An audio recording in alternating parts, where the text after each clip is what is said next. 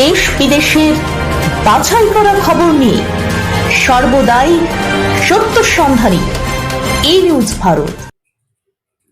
নমস্কার, ই নিউজ ভারতে আপনাদের সকলকে স্বাগত। শুরু করছি ওয়েদার আপডেট। উত্তর পূর্ব বাংলাদেশ ও তার সংলগ্ন এলাকায় তৈরি হয়েছে একটি ঘূর্ণাবর্ত। এতে করে এমন পরিবর্তন হতে চলেছে কলকাতা সহ সমগ্র দক্ষিণবঙ্গ এবং উত্তরবঙ্গের আবহাওয়ায়, তা আর দু একদিনের মধ্যেই স্পষ্ট দেখা যাবে। প্রখর সূর্যের তাপ আর শুকনো পশ্চিমী হাওয়ার গরম বাড়বে। বাতাসে জলীয় বাষ্প বেশি থাকায় আর্দ্রতাজনিত অস্বস্তি চরমে পৌঁছবে বলে জানিয়েছে আলিপুর আবহাওয়া দপ্তর। এর পাশাপাশি জেলায় জেলায় ঝড় বৃষ্টির পূর্বাভাস রয়েছে। আলিপুর আবহাওয়া দপ্তর জানিয়েছে আজ শুক্রবার ঝড় বৃষ্টির সম্ভাবনা রয়েছে বীরভূম, মুর্শিদাবাদ, পশ্চিম বর্ধমান, পুরুলিয়া, বাঁকুড়া, ঝাড়গ্রাম, পশ্চিম মেদিনীপুর এবং দক্ষিণ 24 পরগনা জেলায়। যদিও গরম এবং তাপপ্রবাহের মতো পরিস্থিতি থাকবে বাঁকুড়া, বীরভূম, পুরুলিয়া এবং পশ্চিম বর্ধমান জেলায়। উত্তরবঙ্গে ভারী বৃষ্টির সতর্কতা রয়েছে। দক্ষিণবঙ্গে রবিবার এবং সোমবার কালবৈশাখী সহ বৃষ্টিপাতের পূর্বাভাস রয়েছে।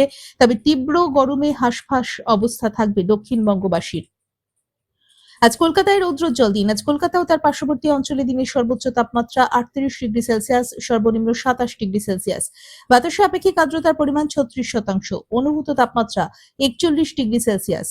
ব্যুরো রিপোর্ট, ই নিউজ ভারত।